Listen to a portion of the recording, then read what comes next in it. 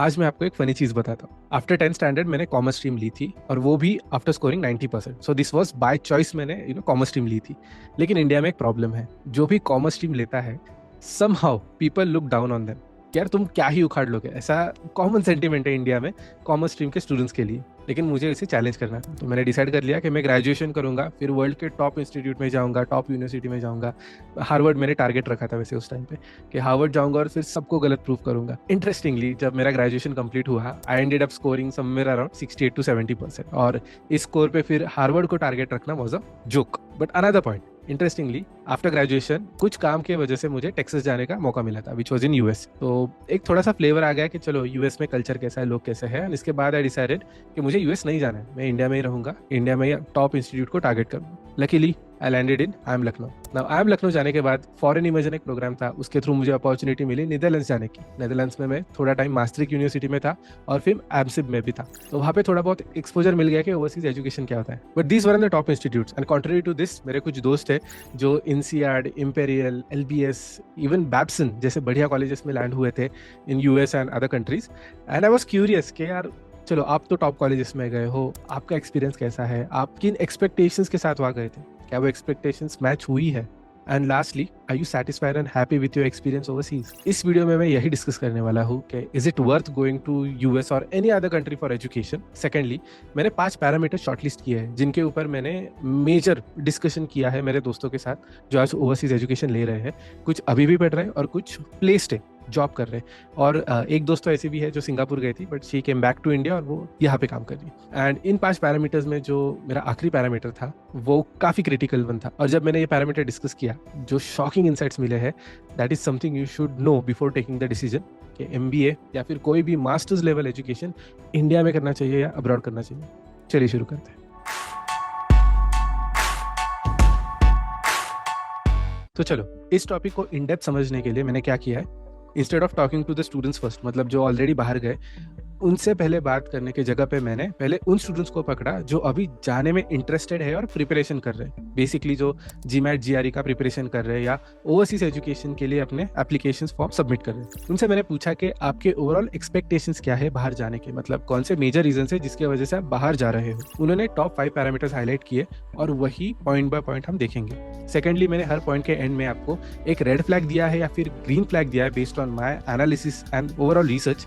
उसके हिसाब से एक्चुअली आप ओवरऑल डिसीजन ले सकते हो कि आपको भी बाहर जाना चाहिए या नहीं। तो reason number 5 is commonly seen over qualified बेरोजगार इन इंडिया। आपको मैं एक इंटरेस्टिंग स्टैटिस्टिक बताता हूँ। इंडिया में ओवरऑल यूनिवर्सिटी या फिर यूनिवर्सिटी लाइक जो इंस्टीट्यूशंस होते हैं ना, वो ऑलमोस्ट 1100 है। अगर हम कॉलेजेस की बात करें 43,000 है, और अगर हम प्राइवेट इंस्टीट्यूशंस की बात करें तो लगभग 11,000 है। सो टोटल आप लगभग पकड़ लीजिए 50,000 प्लस कॉलेजेस है इन इंडिया जो एक्चुअली एजुकेशन देते हैं डिग्री लेवल या इक्विवेलेंट लेवल। हमारे कैलकुलेशन के लिए हम इसमें से टॉप 10% पकड़ते हैं। तो चलो, टॉप 5,000 कॉलेजेस या एजुकेशनल इंस्टीट्यूट पकड़ लीजिए इन टोटल, जो बेस्ट टैलेंट को डिग्री दे रहे हैं या फिर कोई एक एक्नॉलेजमेंट दे रहे हैं that they will work in India's employment force. On contrary, अगर हम देखें कि इंडिया में on an average her educational institute से एक साल में कितने स्टूडेंट्स पास आउट होते हैं, द नंबर इज 6,000। तो ऐसे समझ लीजिए हर साल, ये अप्रोक्सीमेशन है। बट टॉप के 5,000 कॉलेजेस में से जब 6,000 स्टूडेंट्स पास आउट हो रहे हैं इन टोटल हर साल, जो क्रीम ले रहे हैं इंडिया का, वो होता है 3 करोड़ स्टूडेंट्स का। And going by the common notion जो इंडिया में है कि अगर आप टियर 1 कॉलेज से हो, क्रीम लेयर कॉलेज से हो, तो आपको एम्प्लॉयमेंट तो मिल जानी चाहिए आसानी से। लेकिन इंडिया में हर साल कितने नए जॉब जनरेट होते हैं, क्या ये नंबर आपको पता है? मैं आपको एक हिस्टोरिकल डेटा बताता हूँ। 2018 से 2022 तक इंडिया में हर साल सिर्फ 2 करोड़ नए जॉब्स जनरेट हुए हैं। मतलब जो क्रीम लेयर आ रहा है वो है 3 करोड़ का, और जो नए जॉब जनरेट हो रहे हैं वो है सिर्फ 2 crore. Even in this cream layer, जहाँ पे टू सम एक्सटेंट आपको जॉब गारंटीड होनी चाहिए, वहां पर भी 1 करोड़ का डेफिसिट है। यहाँ पर अगर हम बचे हुए कॉलेजेस से बचे हुए जितने भी स्टूडेंट्स पास आउट हो रहे हैं उनकी तो बात ही नहीं कर रहे। लेकिन इसमें भी अगर आपको इन डेप्थ एनालिसिस करना हो या रूट कॉज एनालिसिस करना हो तो वो चला जाएगा टुवर्ड्स क्वालिटी ऑफ एजुकेशन। अभी क्वालिटी ऑफ एजुकेशन कैसा है इंडिया में, इसके ऊपर अलग से एक पूरा वीडियो बन सकता है, तो वो किसी और दिन डिस्कस करेंगे। लेकिन यहाँ पर आज का मेन मुद्दा है एमबीए या फिर मास्टर्स इन इंडिया और अब्रॉड। तो क्या अब्रॉड जाने के बाद जॉब गारंटीड होता है? बाहर के नंबर्स भी देख लेते हैं। और यहाँ पे फॉर एग्जाम्पल हम यूएस को कंसिडर करते हैं। यूएस में हर साल on an average 2 lakh students India से जाते हैं, 3 लाख चाइना से जाते हैं, जो टोटल 50% बन जाते हैं यूएस में फॉरेन स्टूडेंट्स के अकाउंट में। तो बचे हुए 50% मतलब 5 लाख बाकी के कंट्रीज से आते हैं। टोटल 10 लाख स्टूडेंट्स हर साल फॉरेन स्टूडेंट्स रहते हैं यूएस में पढ़ने के लिए। क्या आपको पता है यूएस में स्पेसिफिकली जब 10 लाख स्टूडेंट्स बाहर से आ रहे हैं वहां पर कितने नए जॉब जनरेट हो रहे हैं? रिसेंटली यूएस में डिपार्टमेंट ऑफ लेबर ने एक रिपोर्ट रिलीज किया था जहां पे उन्होंने फ्यूचर प्रेडिक्शन किया है कि यूएस में अगले 10 साल में 6.7 मिलियन मतलब 67 लाख नए जॉब्स जनरेट होने वाले हैं इन नेक्स्ट 10 ईयर्स। अगर हर साल सिर्फ फॉरेन स्टूडेंट्स 10 लाख आ रहे हैं यूएस में तो 10 साल में वो 1 करोड़ हो जाएंगे। 1 करोड़ फॉरेन स्टूडेंट्स प्लस उनके local students, compare to that नए जॉब्स जो आ रहे हैं which are just 6.7 million, that is the real joke. अगर आपको लग रहा है कि आप यूएस चले जाओगे या किसी भी बढ़िया कंट्री में चले जाओगे और आपको जॉब गारंटीड रहेगी, सॉरी, वहां पर बहुत बड़ी रिस्क है। लेकिन यहाँ पर मैं आपको एक एक्सेप्शन भी बताता हूँ। जो भी मैंने ट्रेंड एनालाइज किया है और उसमें आउटलायर्स देखे हैं कि there is a certain pattern of students जो बाहर जाके फॉर श्योर सक्सेसफुल होते हैं। वो पैटर्न कुछ ऐसा है कि जो भी इंजीनियर्स है या फिर to some extent finance professionals है जो यूएस के टॉप एंड इंस्टीट्यूट में जाते हैं, जैसे कि हार्वर्ड हो गया, एमआईटी हो गया, बैप्सन हो गया। अगर आप इन कॉलेजेस में लैंड अप होते हो तब टू सम एक्सटेंट आपके पास जॉब सिक्योरिटी रहती है, given that you are part of their top 1% college ranks. लेकिन आप एट एनी लेवल टीयर 2 या टीयर 3 में आ जाते हो तो उतनी ही आपकी रिस्क बढ़ते जाती है। सो बॉटम लाइन, अगर आप यूएस या किसी ओवरसीज कंट्री में ये कंसीडर करके जा रहे हो कि प्लेसमेंट तो जरूर मिलेगा, sorry, but it's a red flag on this factor from my and. जितनी रिस्क आपको इंडिया में है, लेट्स से इंडिया में एक सीट के लिए आपको 10 लोगों से फाइट करना पड़ता है, यूएस या बाकी के कंट्रीज में शायद एक सीट के लिए 3 या 4 से ही आप फाइट करोगे। लेकिन एंड ऑफ द डे वो सीट तो एक पर्सन को ही जाएगी। सो अनएम्प्लॉयमेंट चाहे 4 to 5 स्टूडेंट्स हो या 9 to 10 स्टूडेंट्स हो, there is no guarantee. And on a side note, जो पॉलिटिकल कल्चर देख रहा हूँ मैं आउटसाइड इंडिया, वो अभी लोकलाइजेशन की तरफ ज्यादा है इंस्टेड ऑफ ग्लोबलाइजेशन। तो वो फैक्टर भी आप कंसिडर कर सकते हैं। अब आते हैं अगले रीजन पे, that is reason number 4, more money. आपने यूजुअली सुना ही होगा कि कोई शर्मा जी का बेटा है जो यूएस चला गया, यूके चला गया और उसका 1 करोड़ का पैकेज है, 1.5 करोड़ का पैकेज है। आज इसके पीछे की रियलिटी को समझ लेते हैं। आपने कंसेप्ट तो सुनी होगी, परचेसिंग पावर पैरिटी। इस कंसेप्ट को समझ लेते हैं ताकि पूरी स्टोरी आपको समझ में आ जाएगी। आसान एग्जांपल लेते हैं। लेट्स से आप एक दुकान में जाते हो और वहां पे आपको एक बर्गर लेना है। इंडिया में उस बर्गर की कॉस्ट है 100 रुपीज, 100 रुपए। अगर आपको वही सेम बर्गर यूएस में खाना हो तो उसकी कॉस्ट है लेट्स से $2। तो इस हिसाब से अगर हम कन्वर्जन रेट निकालें, मतलब $1 में कितने रुपए, तो हम आसान कैलकुलेशन कर सकते हैं। अगर मुझे $2 में 100 रुपए की चीज मिल रही है तो $1 में 50 रुपए की चीज तो मिल सकती है, मतलब $1 is equal to 50 rupees in Indian currency. लेकिन अगर हम फॉरेक्स मार्केट में जाके देखें, फॉरेक्स मार्केट में जहां पर आप डायरेक्टली कन्वर्जन कर सकते हो रियल टाइम बेसिस पे, वहां पर अगर आप रेट देखोगे तो वो 80 से भी ज्यादा है। जी हाँ, last time I check it was somewhere around $1 के लिए आपको 83 रुपीज मिल रहे हैं। अगर हम ये कंपैरिजन करें तो यहाँ पे आपको बहुत बड़ी गैप दिखाई देगी। क्यों दिखाई देगी? वेल, जब हम परचेसिंग पावर पैरिटी में रेट देखते हैं जहाँ पे $1 में 50 रुपए मिल रहे हैं, यहाँ पर आपका लाइफस्टाइल एक्सपेंसेस भी कंसिडर हो रहा है।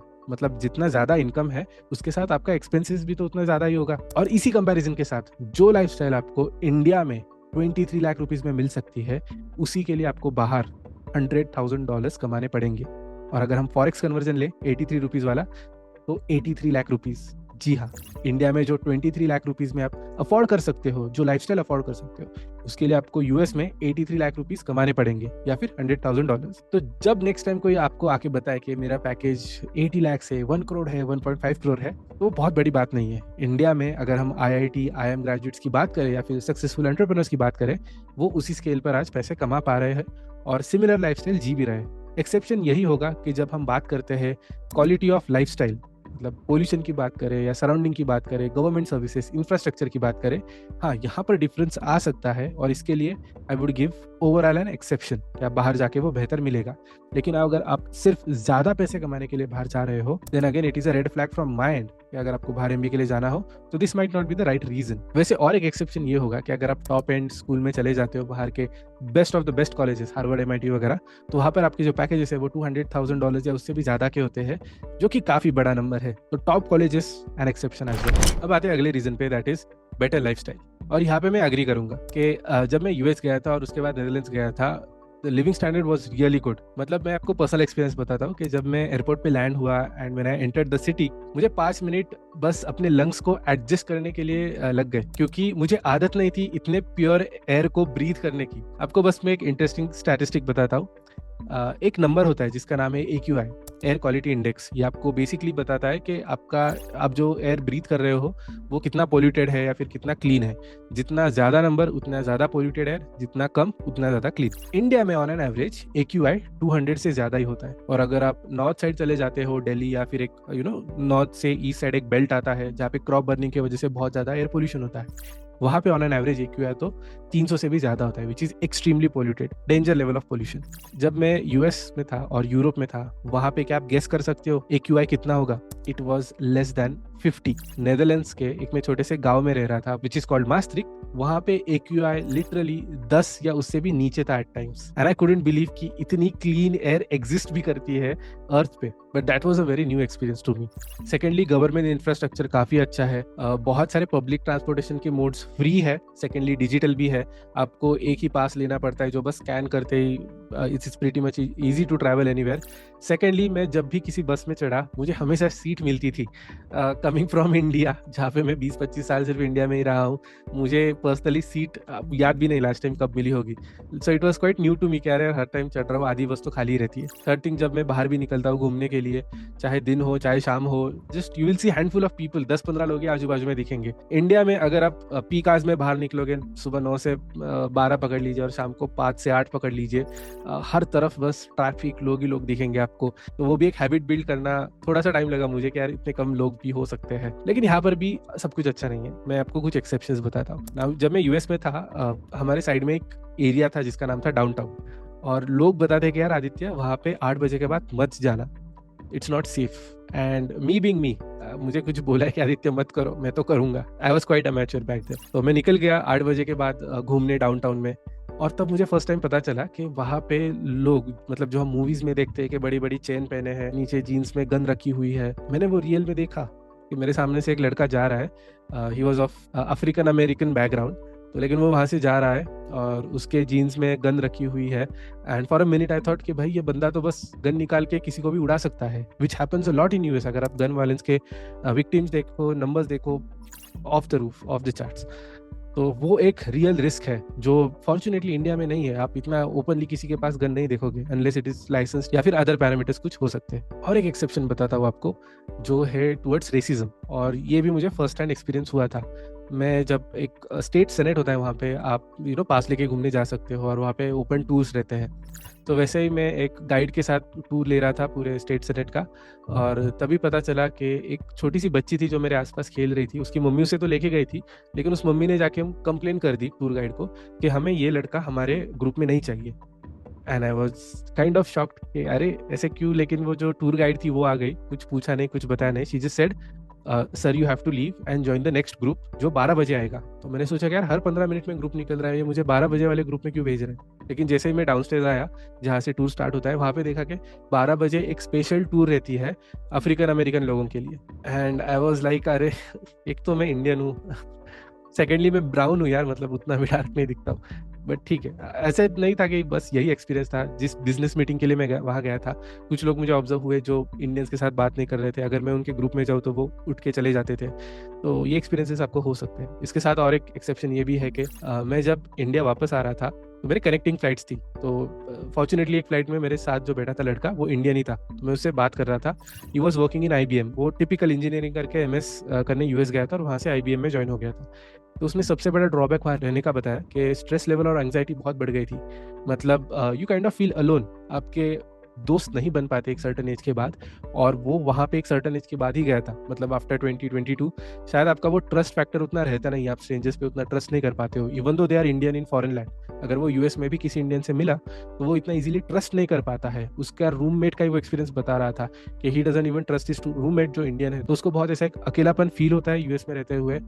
सेकेंडली, काम पे ट्रीटमेंट उतनी ज़्यादा अच्छी नहीं है कि मतलब क्रिटिकल डिसीजंस हो तो इसे इंक्लूड नहीं करेंगे, अगर थोड़ा ज़्यादा वर्कलोड है तो इससे हेल्प के नाम पे ज़्यादा काम करवा लेंगे। तो थोड़ा सा उसे फील होता था कि यार यहाँ पे उतनी अच्छा ट्रीटमेंट नहीं मिल रही है, थोड़ा सा बायस है इन लोगों का जो शायद इंडिया में ना होता। लेकिन अगेन दीज आर एक्सेप्शंस, ये कुछ साइलो केसेस मैंने एनकाउंटर किए थे। Overall I would give green signal for better lifestyle, because that's my honest opinion. तो अभी हमारा स्कोर है 2 रेड फ्लैग्स 1 ग्रीन फ्लैग। आगे देखते क्या होता है। अब आते हैं अगले रीजन पे, which is number 2, better working culture. इसके लिए भी मैं एक अपनी पर्सनल स्टोरी शेयर करता हूँ। मैं एक कॉलेज में था पुणे में जिसका नाम BMCC है। तो मेरे साथ एक बैचमेट था मेरा जिसका नाम था पोरस। हम 11th-12th में we were like best friends, Jai Veeru type समझ सकते हो। लेकिन 12th के बाद क्या हुआ कि he took CA, chartered accountancy का route, and I went the other way. मुझे CA नहीं करना था, तो मैंने BCom कंटिन्यू करके अपने MBA एंट्रेंस की प्रिपरेशन स्टार्ट कर ली और ओवरसीज डिग्रीज जो FRM था, CA में था, उसका प्रिपरेशन स्टार्ट कर लिया। इंटरेस्टिंगली जब मैं फॉरेन इमर्जन के लिए नेदरलैंड्स गया था, वो भी नेदरलैंड्स में ही काम कर रहा था विद KPMG। उसने चार्टर्ड अकाउंटेंसी कंप्लीट की, उसका ऑल इंडिया रैंक भी आया था 42। तो कुछ साल वो इंडिया में था with KPMG and then he shifted to Netherlands again in KPMG। तो वहाँ पे मैं उससे मिला और मैंने डिफरेंस समझने की कोशिश की, यार जब तुम इंडिया में थे और नेदरलैंड्स में थे, मेजर डिफरेंस क्या था। तो उसने एक ही चीज़ बताई कि यहाँ पर there is a very strong boundary line between your professional life and personal life. To give you a very simple example, वो जिस ऑफिस में काम करता है वो ऑफिस 5 बजे बंद होता है, मतलब 5:30 बजे तक every single person is out, lights are off, और 6 बजे तक तो वो फैसिलिटी ही बंद हो जाती है। उतना स्ट्रिक्ट वर्क कल्चर रूटीन था। अभी इसमें एक्सेप्शंस थे, मतलब ये वहाँ पे इनकरेज था, बट एक्सेप्शनल केसेस में उसको रुकना पड़ता था एट टाइम्स। सेकेंडली, जिस कॉलेज में मैं पढ़ता था मास्ट्रिक्ट, वहाँ पर भी मैंने देखा कि यार 4:30 बजे लेक्चर्स खत्म हो रहे हैं, 5 बजे तक कॉलेज में कोई नहीं है, एवरीवन हैज गॉन होम, और बस जो भी सिक्योरिटी स्टाफ था वो 5-5:15 बजे तक था। एक दिन मैं ऐसे घर आया था और साइकिलिंग करते करते वापस कॉलेज गया था, तब मैंने जाके देखा यार वहाँ पे कोई नहीं है।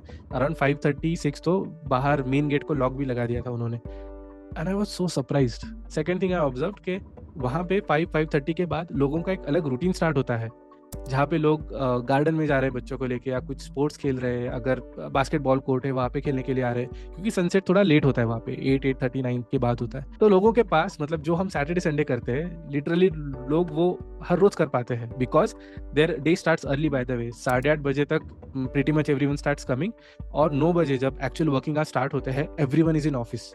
तो स्ट्रिक्ट 9 to 5 फॉलो होता है, 5 बजे काम खत्म होता है, एंड 5 बजे के बाद people actually have second half of the day to their own disposal.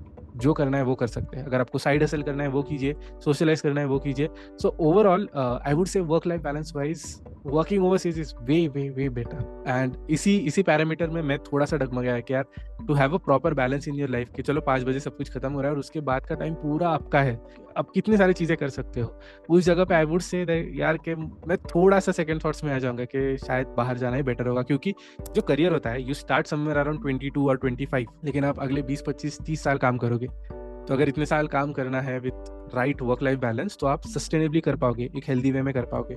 On contrary to India, मेरा खुद का एक्सपीरियंस मैंने एक वीडियो में बता दिया है कि my work use to start around at 9-9:30 AM, वो चले जाता था 7-7:30 PM तक टिपिकली, और उसके बाद भी चले जाता था if there is some urgent deliverable. तो ये बहुत बड़ा डिफरेंस है between Indian condition and overseas condition, और इसके लिए भी एक क्लियर ग्रीन फ्लैग जाता है स्टडी अब्रॉड इस पैरामीटर को। अब आते हैं हमारे लास्ट रीजन पे, जो सबसे इंपॉर्टेंट, सबसे क्रिटिकल, और जिसके इनसाइट सबसे ज्यादा शॉकिंग थे। क्योंकि पहले 4 पॉइंट्स को डिस्कस करने के बाद मुझे एक नोशन आया था, उस नोशन को मैंने क्रॉस चेक करने के लिए कुछ क्वेश्चंस पूछे स्टूडेंट्स को, और उसके हिसाब से मैंने ये 5th पैरामीटर डिसाइड किया, दैट इज सोशल स्टेटस। अगर आपके आसपास कोई ऐसा स्टूडेंट है जो ओवरसीज गया है पढ़ने के लिए, तो क्या आपने उनके पेरेंट्स को ऑब्जर्व किया है, जो आपको आके बताएंगे कि यार हमारा लड़का तो US गया है, यहाँ पे घूम रहा है, वहाँ पे घूम रहा है, यूरोप गया है, यहाँ पे घूम रहा है, वहाँ पे घूम रहा है, और आपको लगेगा कि वाह व्हाट एन अचीवमेंट। ये जो ब्रैग वर्दी राइट्स है, ये जो शो ऑफ के राइट्स है, उसके लिए भी कई बार स्टूडेंट्स बाहर चले जाते हैं एजुकेशन के लिए। ये सुनने के बाद मैंने थोड़ा डेप्थ में जाना चालू किया कि is it really worth bragging about it और शोइंग इट ऑफ। तो यहाँ से मेरा एनालिसिस स्टार्ट हुआ कि यूजुअली पेरेंट्स भेजते ही क्यों है बाहर, is it because of prior reasons या कोई और स्टोरी भी है। तो यहाँ पे मुझे एक interesting insight based on my observation से पता चला, and the story goes like this. जब एक मिडिल क्लास फैमिली कुछ through out their time achieve करती है, वो चाहती है कि अपने बच्चों को, बेटा हो या बेटी, उनको बेस्ट रिसोर्सेज दे पढ़ने के लिए और लाइफ में आगे बढ़ने के लिए। अभी इंडिया में इतनी ज्यादा टफ कंपटीशन है, and by the way it is completely unfair. Okay, brightest of the brightest minds को भी हम बेस्ट कॉलेज में नहीं भेज सकते इंडिया में, just because number of seats, number of opportunities are very less. तो दैट इज अनफॉर्चुनेट। लेकिन इस कंपटीशन को ये स्टूडेंट्स हैंडल नहीं कर पाते हैं, और यहाँ पर फिर बात आती है कि are you strong enough to digest that failure. एक कल्चरल शिफ्ट है जो यूजुअली अब मुझे इंडिया में भी दिख रहा है, जो यूएस में बहुत पहले से था। एक फेमस यूट्यूबर है गैरी वी, वो यूजुअली इस कंसेप्ट के बारे में बात करते हैं, which is called 8th place trophy. ऐसे समझ लीजिए, एक रेस में 10 स्टूडेंट्स दौड़ रहे हैं और टॉप 3 जो भी आए उनको प्राइज तो मिल गया, लेकिन बाकी के 7 बच्चे तो रोने लग गए। तो उनको चुप करने के लिए हम एक पार्टिसिपेशन की ट्रॉफी दे देते हैं। लेकिन 4th से 10th इस रैंक को किस बात की ट्रॉफी? यहाँ पे एक इनडायरेक्ट मैसेज ऐसे चला जाता है कि failure is bad, losing at something is bad. और फिर ये स्टूडेंट्स सीख जाते हैं कि चलो हाँ, अगर हम जीत भी नहीं गए, हम कम्पीट भी नहीं कर पाए, तो क्या बात है, कुछ ना कुछ तो मिल जाता है। लेकिन अगर एक स्टूडेंट, एक जेन्युइन कॉम्पिटिटर जब हारता है, वो सोचता है कि क्या मैं बेटर कर सकता हूँ नेक्स्ट टाइम के लिए ताकि मैं फर्स्ट आऊँ, ये मेंटालिटी बिल्ड होनी चाहिए और ये एक फेलियर के बाद ही आती है। लेकिन जब हम 8th प्लेस ट्रॉफी कल्चर की तरफ जाते हैं, मतलब हम सिर्फ पार्टिसिपेशन के लिए भी ट्रॉफी देने चालू कर देते हैं, तो sorry, we are setting the wrong president, जो इंडिया में अभी हो रहा है। यही स्टूडेंट्स जब कॉलेज लेवल पे कम्पीट कर रहे हैं, यहाँ पर वो अगेन वो फेलियर डाइजेस्ट नहीं कर पाते। और यहाँ पे आप किस बात का फिर पार्टिसिपेशन ट्रॉफी दोगे? यहाँ पे तो आप सीट नहीं खरीद सकते एक लिमिट के बाद। एक लिमिट तक तो खरीद भी सकते हो, चलो मैनेजमेंट कोटा है, लेकिन उसके बाद तो आप सीट भी नहीं खरीद सकते हो। तो उसके बाद क्या करेंगे? तो वही जब फेलियर एक स्टूडेंट को डाइजेस्ट नहीं होता है, in search of a better option और in search of an alternative option, students बाहर चले जाते हैं and parents happily fund that as well. और इसी मास्टर्स डिग्री या जो भी एडवेंचर के लिए स्टूडेंट्स जा रहे हैं, वो यहाँ पर पेरेंट्स के लिए एक ब्रैगवर्दी राइट बन जाता है कि देखो हमारा लड़का तो यूएस चला गया, यूके चला गया पढ़ने के लिए। But in my own personal opinion, अगर आप ओवरसीज जाके टॉप या फिर अच्छे कॉलेज में नहीं जा रहे हो, किसी भी रैंडम कॉलेज में जा रहे हो, तो sorry, it is not brag worthy. और आपको मैं इसका रियलिटी चेक देता हूँ। मेरे एक दोस्त है जिसको एक स्कॉटलैंड के बहुत ही रैंडम कॉलेज से without GMAT, without GRE score call आ गया, just because she got 40% scholarship. ने लाखों, मतलब मैं नंबर बताने में थोड़ा झिझक रहा हूँ, नंबर नहीं बता सकता, लेकिन इतने सारे पैसे देके वो चली गई 2 साल के लिए। और मैं जितना ज़्यादा रिसर्च कर रहा था इस कॉलेज के बारे में, मैं उतना ज़्यादा उसको वार्न कर रहा था कि ये कॉलेज बस नाम का कॉलेज है, वहाँ पे ना आपको जॉब मिलेगा ना कुछ मिलेगा। लेकिन वो फिर भी चली गई क्योंकि उसको जाना था। और यहाँ पे उसके पेरेंट्स आज भी ब्रैग करते कि देखो हमारी लड़की वहाँ पे पढ़ने गई है, इन अ सेंस के बहुत कुछ बड़ा अचीव कर लिया। चलो, जब उसका ग्रेजुएशन हो गया टू सम एक्सटेंट, अगर उसको वहाँ पे जॉब नहीं मिला तो वो वापस इंडिया में आ जाएगी और यहाँ पे जॉब कर सकती है। लेकिन यहाँ पर भी ऐसे स्टूडेंट्स की क्या रियलिटी है? यहाँ पर बाहर से जो पढ़ के टियर 2 टियर 3 कॉलेज में पढ़ के आते हैं, उनकी वैल्यू तो और भी कम है। रीजन बीइंग, उनको जो एजुकेशन मिलता है वो उस मार्केट का मिलता है, इंडियन मार्केट का नहीं मिलता है।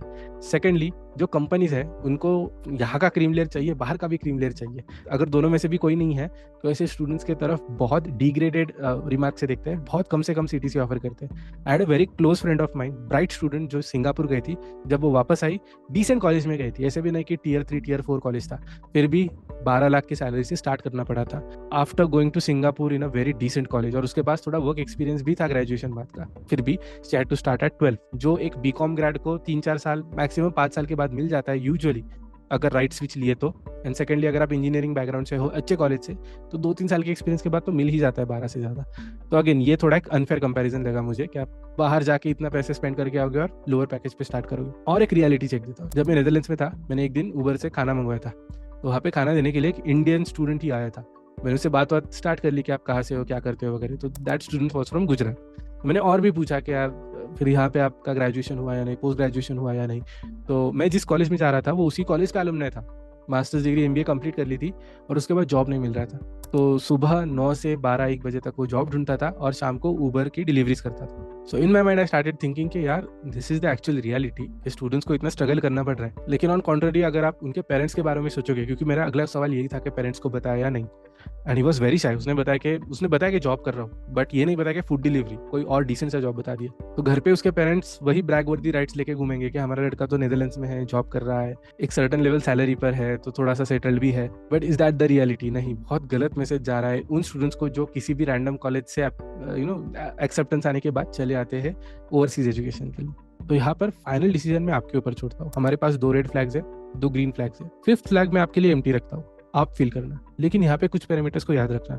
अगर आपके लिए quality of life and work culture ये बहुत टॉप मोस्ट प्रायोरिटी पर है, तो शायद आप यही ग्रीन फ्लैग एक्सटेंड कर लीजिए सोशल स्टेटस तक और 3 ग्रीन फ्लैग्स लेके ओवरसीज जा सकते हैं।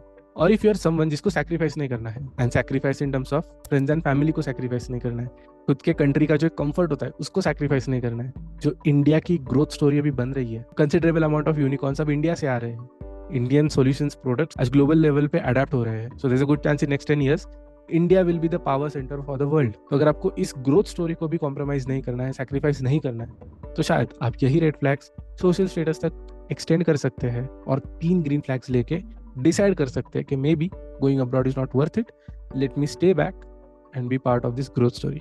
The choice is yours.